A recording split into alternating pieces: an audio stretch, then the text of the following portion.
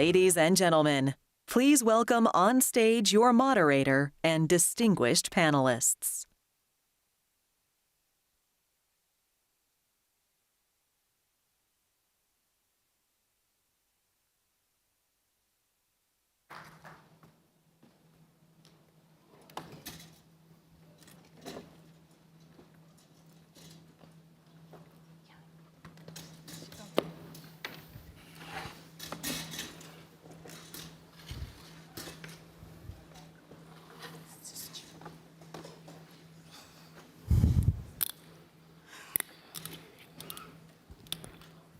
Thank you so much, and welcome to the 2023 Fiscal Forum on improving tax capacity in developing countries. I'm always amazed that in a setting like the World Bank IMF annual meetings, one is able to produce a packed room to discuss tax on a Sunday morning. It's quite impressed and makes me very pleased. We only have 1 hour, so I will try to make the proceedings flow quite smoothly, and so we will go straight to the presentation by Catherine Baer, Deputy Director in the Fiscal Affairs Department, and I will introduce the fabulous panel that we have immediately after. Catherine. Thank you. Thank you very much, Vitor. It's a pleasure to be here at the Fiscal Forum in the annual meetings, 2023 annual meetings, and a special privilege to be here in Marrakesh with all of you. Let me start by talking about setting the framework for our discussion today that is on the very important topic of building tax capacity in developing countries. And the points I will be making draw from a paper that we prepared together in the Fiscal Affairs Department that we call a staff discussion note that deals precisely with this topic, how to build tax capacity in developing countries. So let me just quickly refer to the points I will be touching during my brief talk this morning. One, we'll be taking a looking back on progress in mobilizing tax revenue across different groups of countries based on their income level. And we'll be talking about revenue effort and revenue potential of developing countries. This is one of the key contributions of the paper, whose purpose it is to assist countries in setting high-level revenue targets over the medium to long run.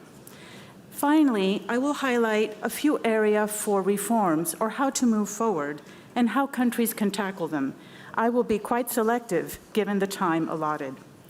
So let's start by looking at progress in mobilizing tax revenues in low-income developing countries and emerging market countries. On the left side, we see that the tax to GDP ratios, which include social security contributions, have been remarkably stable in advanced economies, but increased in the other two groups, about 3.5 points in low-income developing countries and 5 points in emerging market economies. Nearly all this increase took place before the 2008 financial crisis. The lesson from this is that countries have had difficulties mobilizing tax revenues during a decade characterized by shocks, oil prices, COVID, and the war in Ukraine.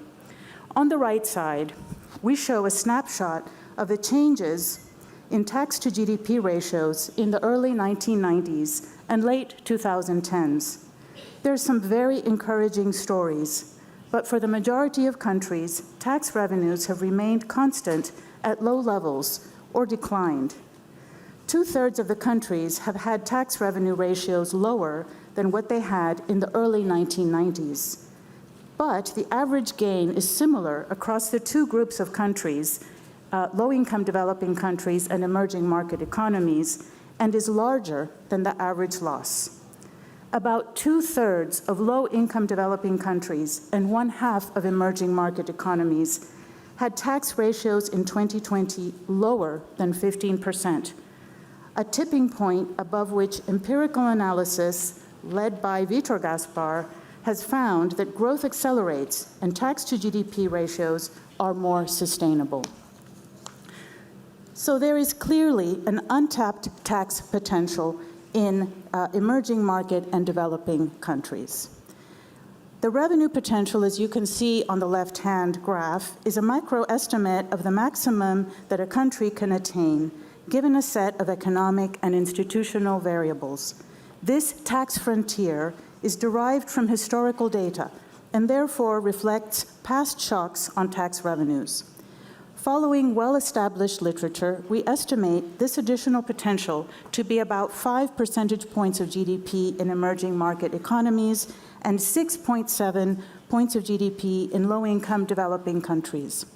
This potential reflects a narrower definition of tax revenue that excludes social security contributions. One original contribution of this paper is an estimate for the importance of institutions, using the World Bank's Government Effectiveness Indicator.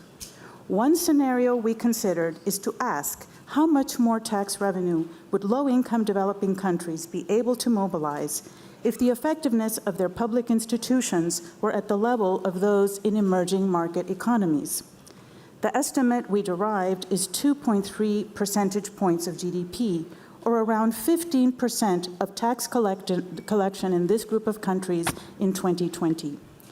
Subject to some technical caveats, we believe that these two estimates of tax potential can be added, especially when countries are far from their full potential and score low on the effectiveness of their government institutions. On the right side, we show how important the correlation is between natural resource revenue and other tax revenue. Our estimates suggest that there is full substitution in emerging market and developing economies of natural resource revenue for tax revenue. How can we deal with how can we address these challenges? Looking forward, we believe that countries should go back to the basics of tax policy design and focus on a small number of core taxes. I will cover consumption and individual income taxes only, and also highlight the importance of tax administration. VAT is a primary consumption tax in over 170 countries. Its revenue yield has barely changed in the past 2 decades in low-income developing countries. Its yield hovers between 4 and 5% of GDP. We estimate that is less than 40% of its potential at constant tax rates. We estimate that low-income developing countries can double their VAT revenue by improving the design of the VAT tax base without increasing tax rates. Scaling back tax expenditures by half would still generate about 2 points of GDP in additional tax revenues on average, and this without factoring the positive spillover that good policy design has on the effectiveness of tax administration in collecting revenue. Excise taxes, the other important form of consumption tax, has had a dismal performance, even in advanced economies. But advanced economies have introduced environmental taxes, which now yield non-negligible revenues, especially in Europe. Excise taxes for environmental and health objectives can be expanded in emerging market and developing economies. They are relatively simple to administer and would yield significant revenues. Let me now turn to income taxes on individuals.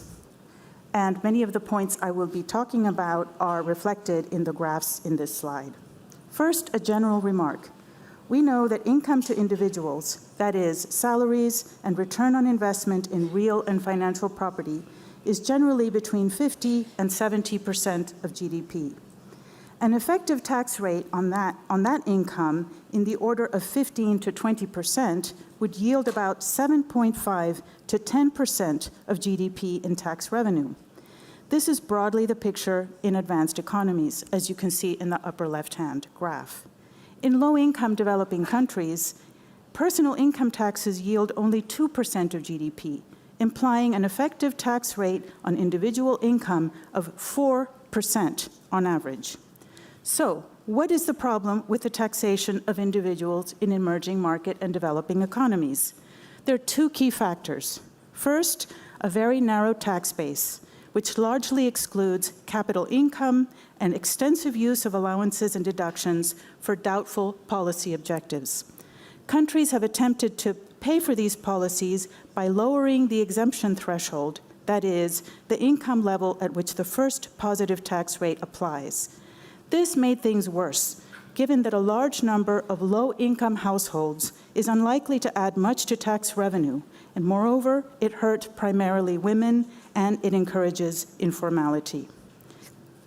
A second problem is a high income threshold at which the top tax rate applies.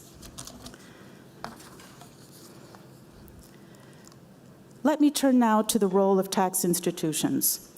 Modernizing and digitalizing revenue administration must play a major role in addressing the challenges of mobilizing tax revenue. Well-funded, well-managed, and autonomous revenue administrations are central to tax capacity. Digitalizing is critical for regular functions, including all those related to managing compliance risks across a series of functions, and also to address future challenges.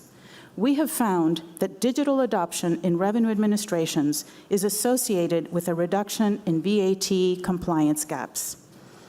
That said, low-income developing countries lag, in some cases significantly, on key characteristics of effective revenue administrations.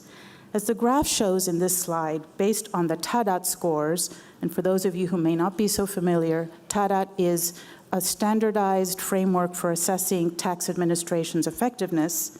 Those scores are much lower in core areas for the low-income countries, such as timely filing of tax returns and accurate reporting of information on declarations. So, how do we move forward? We offer a few suggestions in this study, and that I'm sure will be discussed in today's panel. First, policymakers need to recognize that tax and state capacity are highly intertwined. In fact, some have even argued that they are one and the same. Second, the focus must be on the core taxes, a small number with very broad base that typically constitute the bulk of GDP and are therefore more elastic to changes in GDP. Third, pay particular attention to the tax base. Often, the headline tax rate is not the problem. Fourth, integrate reforms into wider policy dimensions. For example, health and the environment, income redistribution, trade, and industrial policy. Fifth, recognize the key role of tax administration in implementing tax rules and in both facilitating and enforcing compliance. All this requires a medium to long-term perspective on tax reforms. So reforms need to be bold, not piecemeal. Medium-term revenue strategies, which combine tax policy, revenue administration, and tax law reforms, and importantly, associate the revenue projected to be generated by such reforms to government spending needs in the medium term, can play a critical role. And with that, I'd like to thank you very much.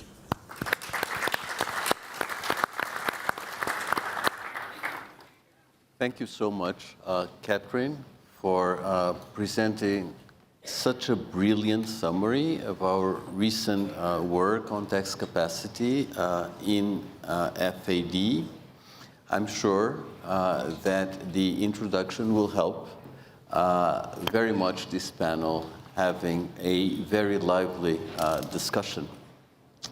I want to pause now to thank our hosts, the authorities of Morocco, the people of Morocco, who were absolutely wonderful during all these days. I'm a great fan of the little town environment that has been provided for us. And I think it makes it very easy to have a conversation.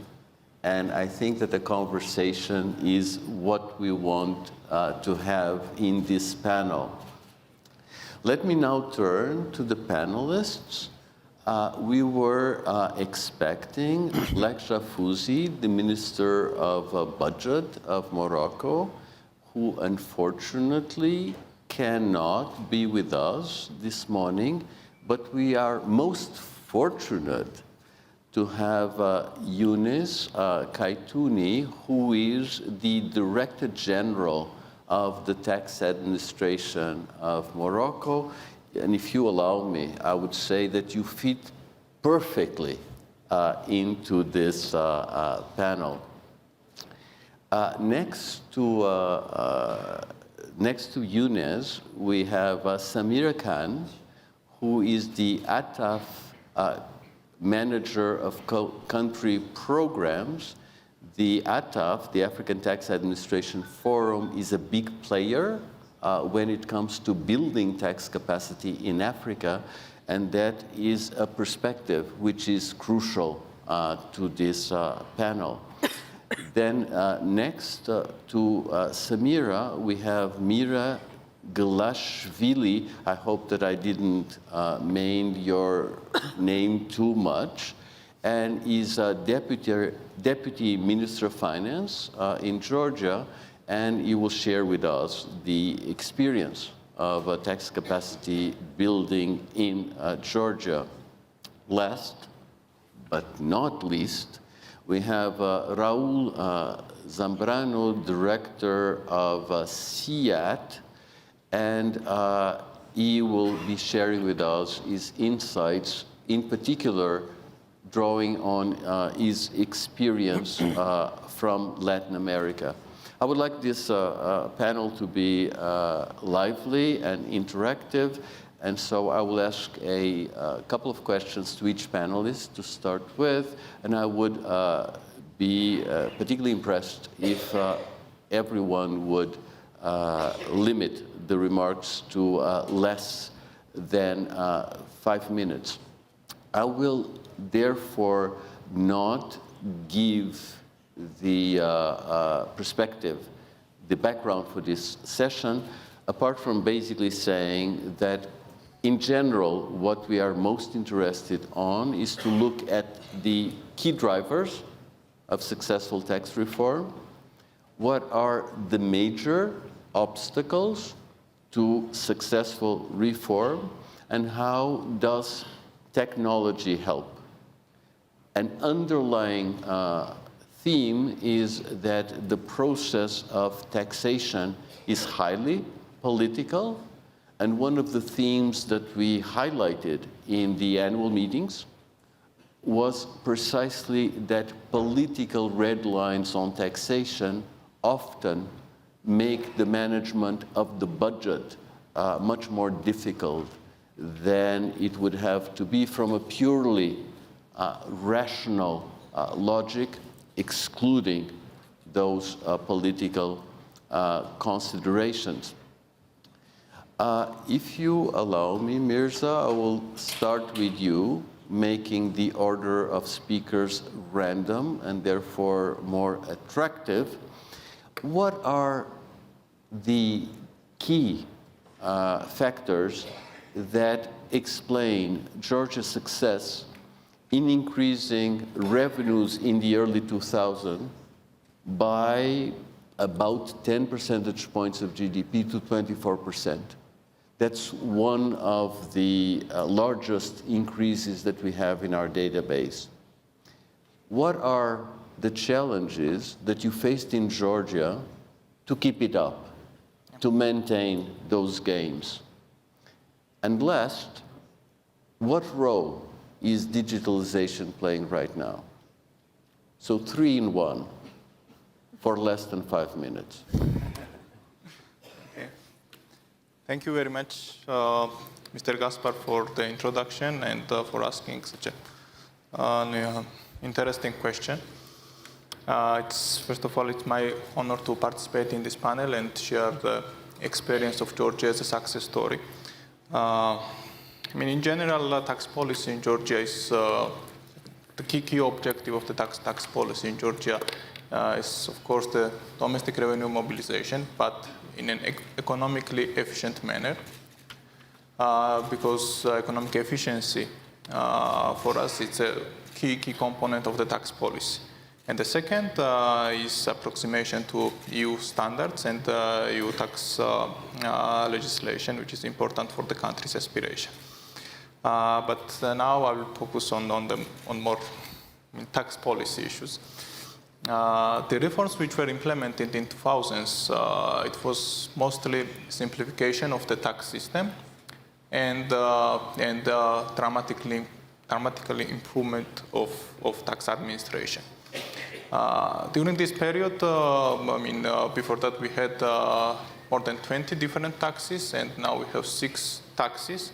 But this, reduction in the number of taxes was not at the cost of the tax base. We maintained the tax base and even broadened, and we make it more simple, more understandable, and easier to administrate. That was the key factors of these reforms in the tax policy side. To make some comparison now, according to most recent doing business methodology, there was one indicator, total tax and contribution rate. And we are number 3 lowest tax rates country. The first 2 are Brunei and Vanuatu. But our tax to GDP ratio is about 25% of GDP. And that's because of efficient administration of the tax system. And the key role on the improving in the tax administration was, of course, played by digitalization of the services. We now have electronic registration, electronic declaration, electronic invoicing, electronic way bills. Everything is electronic, and it's quite normal that if you establish a business, operate, and even risk scoring is happening electronically, automatically, and it's quite normal that usual taxpayer doesn't meet tax officer at all. There's a risk scoring mechanism, and if a taxpayer puts in the low risk profile, it's very, very tiny chance that will need to face tax officer physically. It's very important because of two reasons. One is, of course, it prevents the corruption because as much the contact is physically between taxpayer and tax officer, it's a higher chance to have some corruption cases. And second is about the efficiency. But the efficiency is the both sides, from the tax administration side and the business side as well. Because as less time is spent to negotiate with tax officer, share the calculations, sitting with them, be in the lines in the tax office, and it takes time, and no one wants to spend time on this. I think first to summarize this reform in 2000s was to make tax administration simple. In general, it was kind of oriented on the easing of the doing business, and make the administration procedures simple. And it was easier for taxpayer and for tax administration side to communicate and make this progress. As I said, the second question was about how easy it is to maintain this performance, because as Mr. Gaspar said, tax to GDP ratio more than doubled during this period, and it needs to maintain. And it's kind of constant process. It is not something you make the reform, achieve the progress, that it will maintain. If you, for the tax administration side, if you are not pushing it constantly to improve and improve, the process is that the erosion happens automatically, because it's kind of intelligence in the tax avoidance that they are finding loopholes, and if you are constantly working on this, it will be difficult to maintain. Another, if you don't mind, you're at 0, so we will come back. Oh, sorry, apologize. There's a clock which helps moderate things. You made some very important points, about simplification of the tax system, strengthening of the tax administration, broaden the tax base, low tax rates, and electronic everything. So everything is electronic.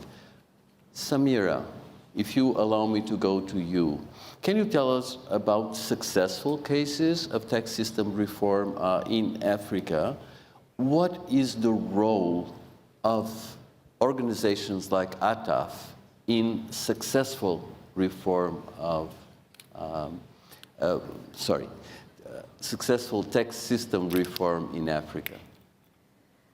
Thank you very much for that question, Vitor. Indeed, regional organizations such as ATAF play a very important role in supporting countries in their tax system reforms. ATAF itself plays a central role in providing technical assistance in various areas and engaging with international organizations such as the IMF, the OECD, the World Bank, and other development and regional organizations in building capacity in Africa. ATAF also actively participates in the global reform discussions as a voice of Africa to ensure that the taxing rights of African countries are considered and very much focused on educating and proactively supporting member countries in understanding the current globe rules and the Pillar 1, Pillar 2 implications. Additionally, Mr. Gasper, partnerships with other capacity development partners is very crucial to ensure we have a coordinated approach, firstly, to providing tax support to tax administrations in their reform agenda whilst minimizing duplication of effort. Regarding the tax system reforms, either on core taxes or on the tax system, it is very important to mention that reforming a tax system is not a thumb-sucking procedure, but a well-structured process. And you need to look at legislation, reviewing, amending, enhancing legislation and regulations, having efficient and effective modernized tax administration processes, and building skills and capacity and capabilities of tax administrators. Together with all of this, you are then able to improve tax administrations. And I'll give you some examples. ATAF has a long-term program with Zambia. And this program initially started with reviewing their tax legislation whilst also building their capabilities to improve their transfer pricing audits. The technical support in the long term has resulted in increased compliance in the mining sector, while also having a revenue impact. And in this particular case, through the support, they were able to get a Supreme Court order in a transfer pricing dispute, which resulted in around $13 million in revenue. And similar kind of technical assistance has been provided to over 20 African countries on the continent just in transfer pricing and in establishing transfer pricing units in these tax administrations. And providing long-term technical support through our country programs. And when I talk about long-term, it's programs that run between 2 to 3 years. We also have the other area of short-term technical support, which is more like the rapid response, and it's addressing sort of quick fixes within the tax administration and the low-hanging fruits. I'll give you another example.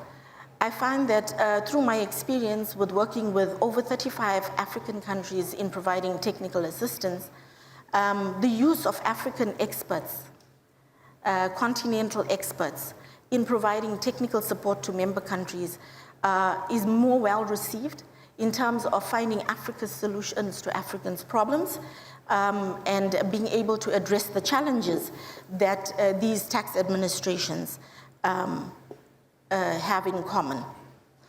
By using an African expert from Kenya, we were able to improve compliance in the insurance sector in Eswatini, where we have successfully managed through our hand-holding technical support to finalize 3 audit assessments in the insurance sector and improve the compliance in this area, as well as raise revenue. In total, ATAF's programs in transfer pricing and other areas such as taxation of VAT on e-commerce, which is it's a growing area of support, and it requires minimal tax reform because most countries already have VAT legislation in place. It just means to amend slightly the legislation to be able to tax these countries better.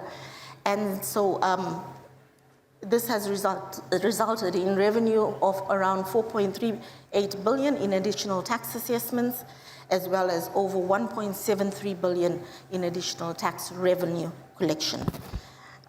In terms of digitalization, we have found that data analytics can be used to improve the types of audits that you do, and especially in those sectors such as the telecom, financial sector, where there is a lot of big data. And we are also empowering the leadership to understand the change management that is needed for digitalization. I'll stop there and I'll revert back to you. Thank you very much. Thank you so much. Samira, you will have to address me as Vitor. If not, I will have to address you as Mrs. Khan, and that would break my heart. Sure. So, Younes, I understand that in Morocco there was an ambitious reform reflected in a 2021 law, and I would, in a sense, like to learn from you, how does one go from law to actual practice in tax administration? Thank you, Victor. If you allow me, I will speak French. Ça va très bien. Well, that's true. In the recent years, Morocco has been working on a major reform, which followed another reform in the 80s, when we had the biggest tax reform, and this paved the way for what we had to do afterwards for the current tax system, with 4 main taxes, one on corporates, one on people, VAT and registration and stamps as well.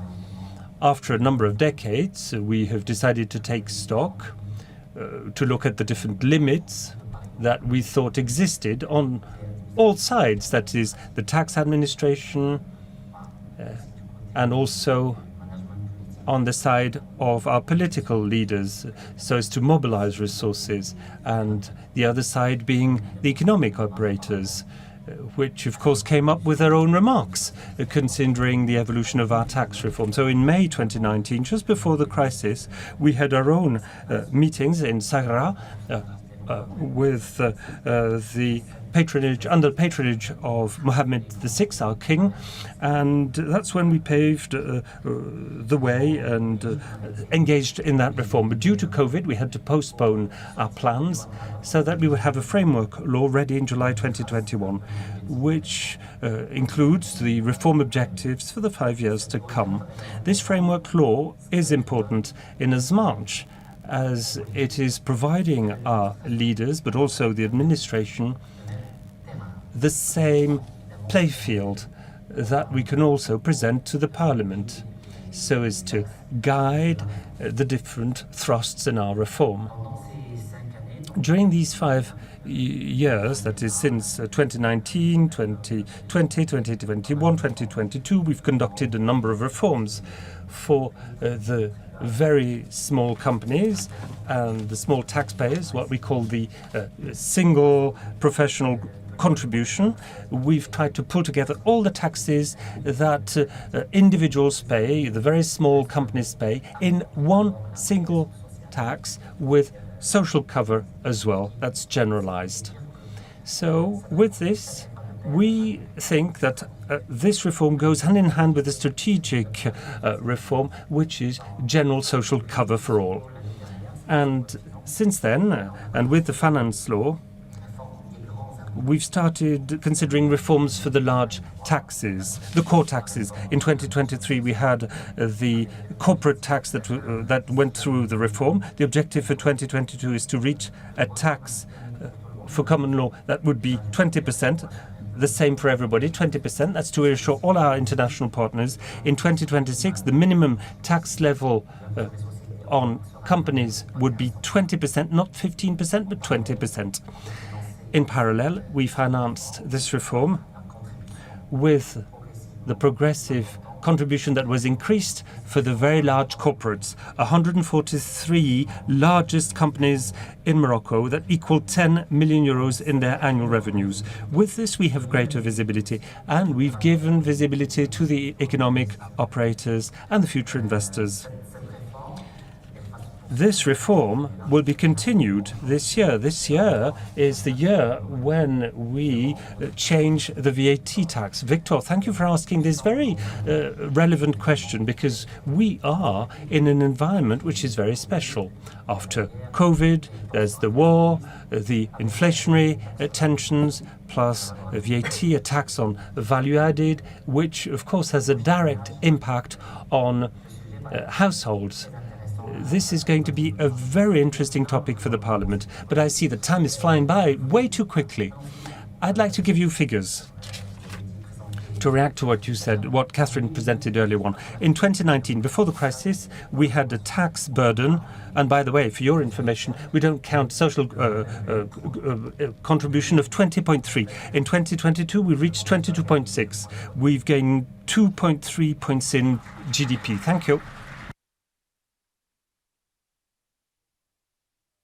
Also, for keeping clearly inside the 5 minutes. And it does seem to me that there are some topics that are emerging for follow-up questions. But before we go to follow-up questions, we have to listen to Raul. And my question is very similar to the one that I addressed to Samira. So what are examples of success in your experience in Latin America, and what role has CIAT been playing? Thank you, Vito, for having CIAT here. It's a pleasure. Thank you, the AMF, for that. So, muito obrigado. And I want to thank you also, and in your name, the government and the people of Morocco for this fantastic organization. It's spectacular. So, merci beaucoup, shukran. And well, it's interesting that Catherine presented a recent document, and I will take some figures of one of our recent documents. It's called the Equivalent Fiscal Pressure in Latin America from 1990 to 2021. And that is the usual fiscal pressure, taxes plus social security, plus mandatory private social contributions in some countries, and natural resources or other sources of income. And it went up from 17.3 in the 90 to 23.9. And fiscal pressure went to 21.9%, 4.5% up from the 90s. And when you see that, and you consider that this average, you will see a huge difference between, let's say, Brazil with Guatemala, the 19 different gap between those countries. So in general, it's an important increase. And when you consider what are those taxes, VAT is actually very important. It went up from 3.2% in 90 to 7% in Latin America in 2021, which is, Catherine mentioned the possibility of double something. It can be done. It's the numbers are there. And if in terms of VAT, the convergence with the developed economies is there. It's 100% the same thing. Of course, there's evasion and everything, and things can be done, but it's there. And the second increase comes in income tax. In terms of corporate income tax, it's another 100% increase. And in terms of individual income tax, we're lagging behind. We increased 84% from what it was in 1990 to 1.9% now, but still 1/4 of the rich countries. So what is that explains that? Of course, better policies and better tax system, everything, but particularly the tax administration, improving the tax administration. And in that sense, we have to mention, I guess, 4 very important aspects. First, institutionalization, which is key. In the southern part of America, South America, we have some kind of autonomy with even some guaranteed resources for investment, which has been very good. Professionalization of the tax administrations, including the ability to have careers resistance or resilience to changing governments for individuals that work there, very competent individuals, training programs, development of skills, and certainly improvement of processes and the use of technology. Maybe we can take a little bit about technology later.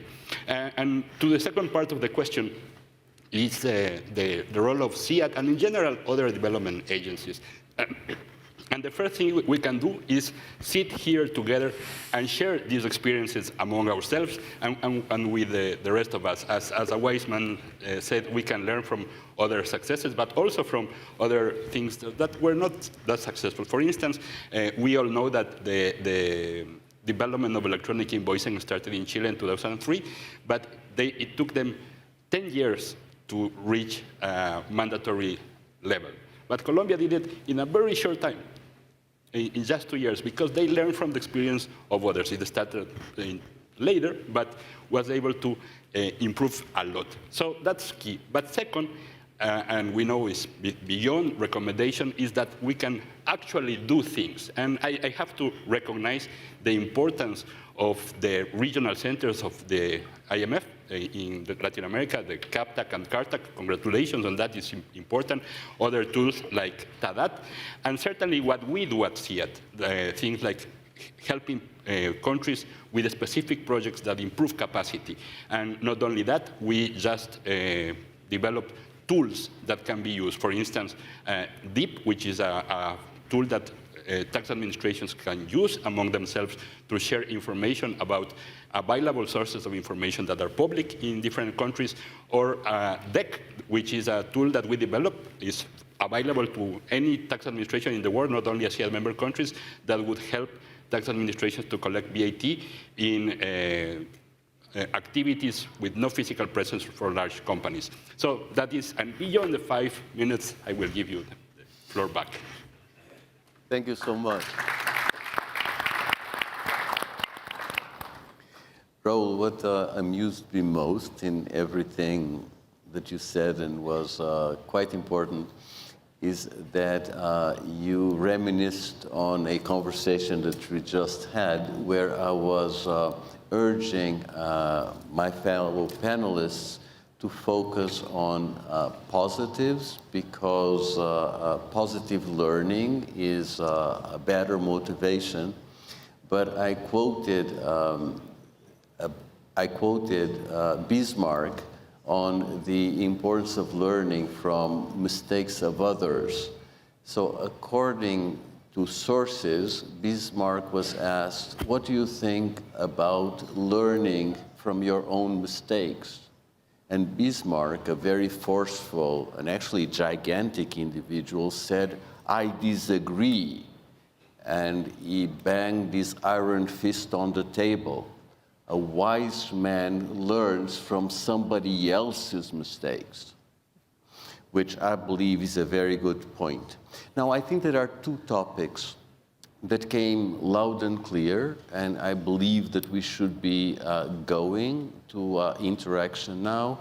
Everybody, Catherine included, mentioned the importance of time, the importance of enduring engagement.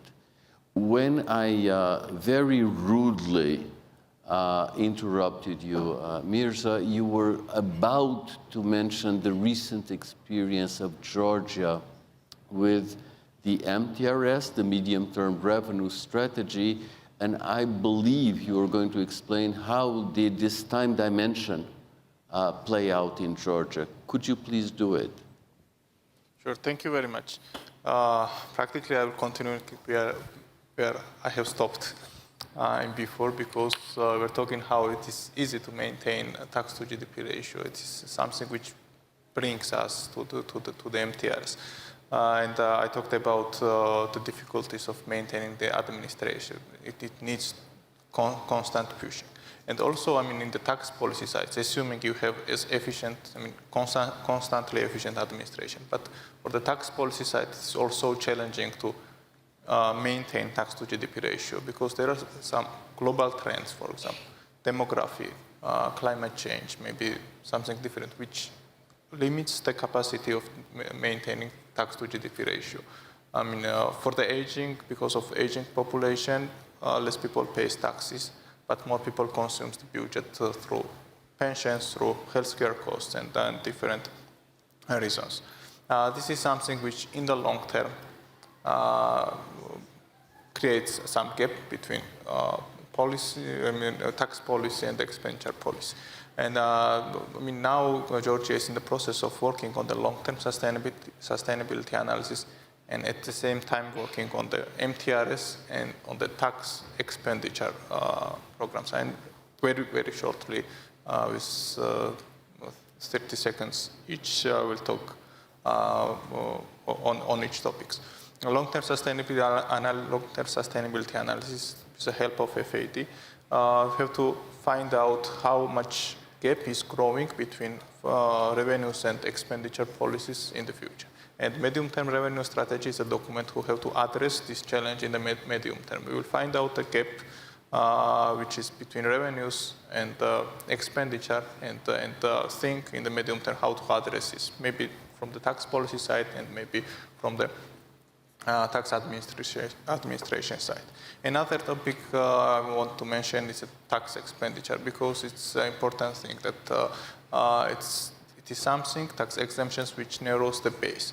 And it is always important to analyze how efficient is this, how it is good for achieving the public finance objectives, to have this and maintain those tax exemptions. And with the help of tax policy division of FAD, we are working on this issue as well. We already quantified in the income taxes and VAT the tax expenditures. We calculated how much budget loses from these tax exemptions. And now we are working to estimate their efficiency, and it will make a ground for optimization and help us maintain the more stable sustainability of public finances. Thanks so much. Samir, let's continue the quick interaction. The other topic that came across all presentations was the importance of technology, digitalization. In Africa, there are some good examples of leapfrogging, cases where countries have been able to use technology not to reproduce what had been done elsewhere, but actually to be quite innovative in how to build tax capacity and strengthen tax administration. Would you want to speak about that?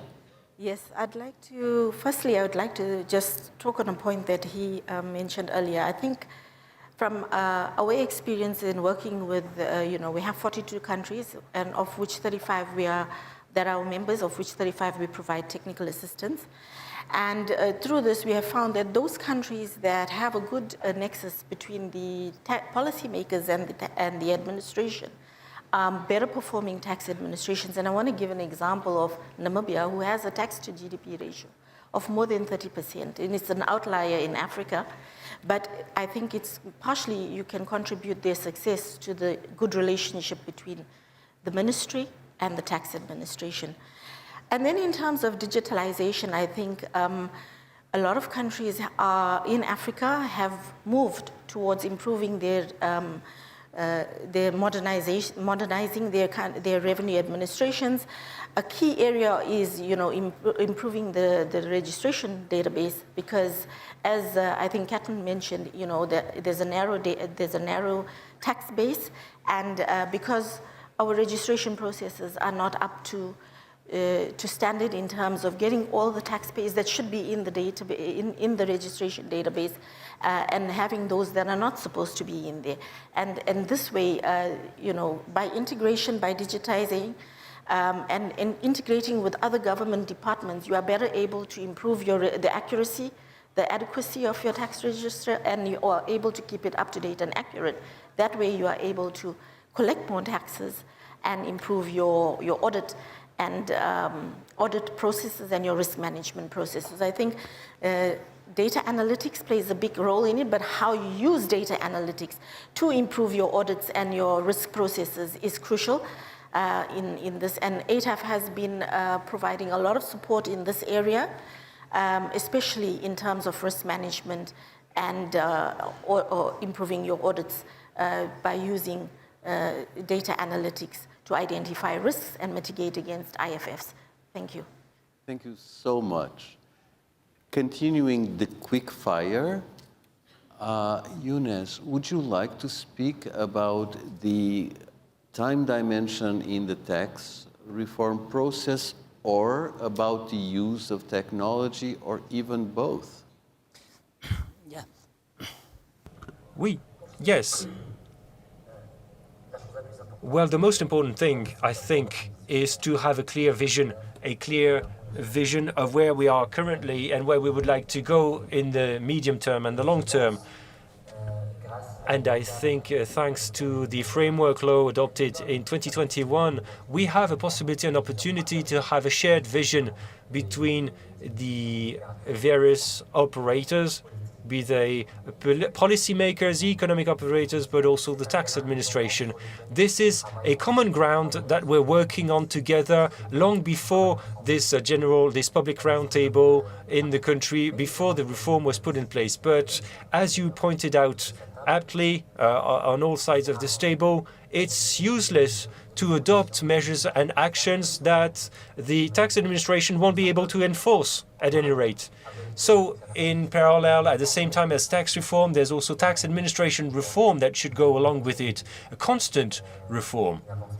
That if you don't go forward, you're going backwards, as you usually say. So in Morocco, we think that the four pillars of an efficient tax system is good regulation that gives legal certainty to taxpayers, human resources, qualified, skilled, and engaged human resources, and if God wills, we won't miss that at the DG, and clear processes that describe very well what the administration does to understand. Giving you an example, we need to try to break from the traditional view, always ex post audits. What we're trying to do via an overall understanding of things, we're trying to see what are the tax losses that we have this year to try and provide a legislative and administrative answer to tax evasion problems. We saw how successful the withholding tax was, and so we're working on various things, and current forecasts, we are halfway through the year. Current forecasts mean that we'll probably achieve 2 billion dirhams, $200 million, which is roughly the revenue generated by all of the personal income tax. And so that's the improvement. And we improved the land tax recovery by 185%. Also on self-employed professionals, we are above 600 million dirhams. So what is important is to understand the process and to try and address that with the right solutions. And last but not least, the IS, the information system. Of course, the digitalization of the economy is both a challenge and an opportunity for us, the tax administration. It's a challenge because it forces us to always be at the best level compared to what's happening in the rest of the world. And here I can only thank, of course, the IMF for its cooperation, helping us in this matter, and also our colleagues at ATAF and CIET. Of course, we have privileged relationships with them. We're working on practical, hands-on subjects. And so, once again, digitalization is an opportunity and a challenge. We'll address this challenge together in an international framework. So Morocco is amongst the big supporters of the two-pillar solutions of the OECD. We are even committed to not adopt specific revenue tax measures. And so I can see Juan here, with your support, will address the necessary adjustments to be made to better grasp the taxation of digital services overall. But at the same time, everything that digitalization will offer in terms of artificial intelligence and data processing, this is something that, of course, the tax administration understands and addresses. We reckon that in the current big data and artificial intelligence algorithms, you need data. And I think that tax administrations have a lot of data, and they are the best suited to have the right and sufficient data to train those machine learning algorithms to help us eventually understand first where we are so that we can make better projections in our reforms. And also on the ground, we can do better targeting and have better outcomes to our tax audits.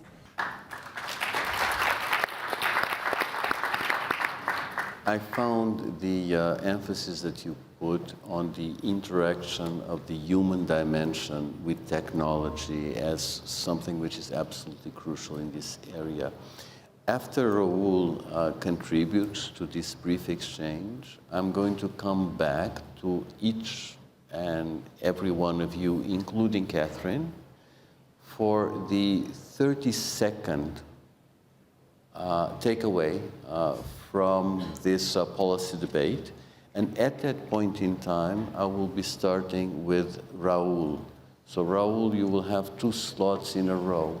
What you want to contribute to the debate on the time dimension of the reform and the crucial role of technology? Well, I will steal your words as digital everything. And I naturally, I consider that the success of Latin American tax administrations in recent years can be based in people, of course, processes, and technology. And we have electronic tax returns available in all countries for the majority of taxes. In some countries, is the only way to do it. There is no paper. You cannot file a tax return in paper. So it's an impressive job. And that puts the tax administration very far away from that view of very bureaucratic persons that go from 9 to 5 to something that operates more like a bank, that it's 24/7, all time permanent. And when you add to that what we call now continuous transaction controls, particularly electronic invoicing, where every single document, every single transaction goes to the tax administration. The moment depends on the model. In cases like Ecuador, for instance, you have up to 24 hours, but it takes basically 10 seconds to get to the tax administration, or Brazil or Colombia, where you have to go first to the tax administration before the transaction happens. And you have everything in the economy. Of course, you can add all those invoices and compare with the tax returns, which is the kind of the first and obvious step. But we can go beyond that and use that for risk management and even prepare or pre-fill tax returns. So in Chile in 2017, they started pre-filling VAT tax returns, offering taxpayers. They are keeping input and output VAT books within the tax administrations due to the electronic documents. And what they offer, 93% of taxpayers in Chile just accept, which is an impressive number if you consider that. And right now, Ecuador and Peru and Bolivia and Uruguay and Colombia are pre-filling fields in VAT tax returns. Plus, you are also using information from electronic invoicing to support or pre-fill deductions of individual income tax. So it's, and you can compare with the income of companies. So it's not only VAT, it has an impact in the other parts of the economy. So that is very important, the development of an ecosystem of technology to build upon. And then it can even, Raul, yes. I'm really sorry, but I need you now to go for your 30 seconds summary. Yes, and for that I will also take, and I will steal from Samira, the advanced analytics and artificial intelligence. We will have to use it. I don't think it's an option for tax administration to not use it. When we consider all the information that we get, we have to use it. But and there is a big but, we have to use the traditional AI, machine learning and so on, for risk management, for automation of processes. The use of this new generative AI, ChatGPT and the company, we will have to be much more careful with that, because trying to put that immediately into the processes, we have to see it with a big magnifying glass, so we can avoid large mistakes. Thanks a lot. Mira, 30 seconds.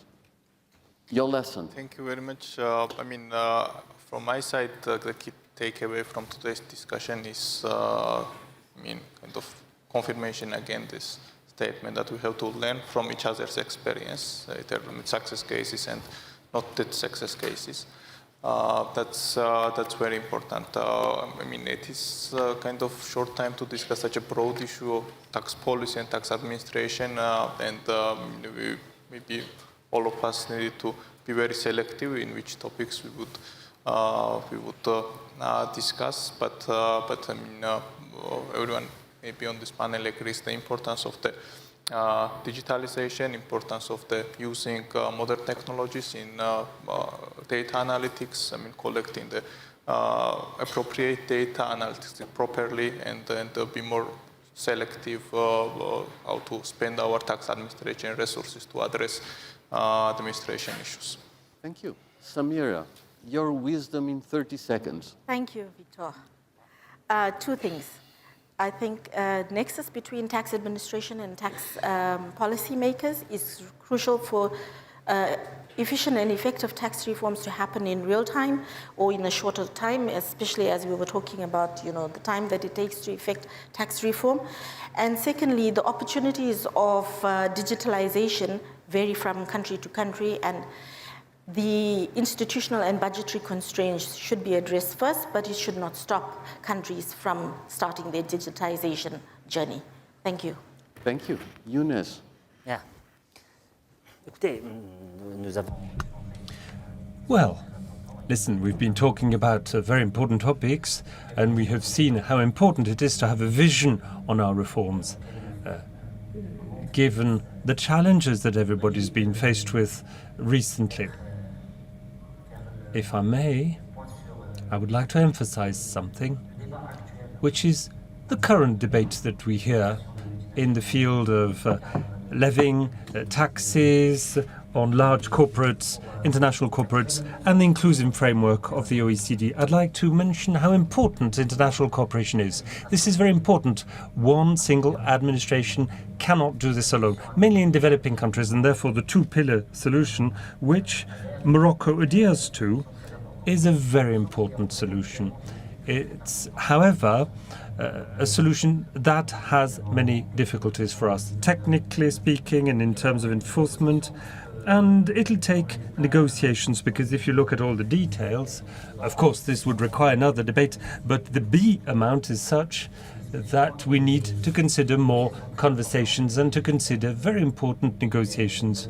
And I hope that the tax administration in our countries will fare well with good results. Thank you very much. Thank you very much, Vitor. And I have 4 points in 30 seconds. Let's see if I can do it. First, I very much liked the emphasis on the relationship between tax policy and tax administration, and that you have to keep up progress, because if not, you regress very quickly. And that's a hard part to keep up. Refuse 20. Second, having a plan, that a strategy, the importance of the value-added tax that can double, and that digitalization is really important, but you have to know where it fits in. Super. My own 30 seconds are to say that the issue that we discuss, tax capacity, is crucial not only to enable the state, but also to allow the domestic financial system to be a powerful tool for sustainable and inclusive development. And with my 22 seconds, I close this session, and I thank all the panelists for a very lively and enlightening debate. Thank you. Thank you.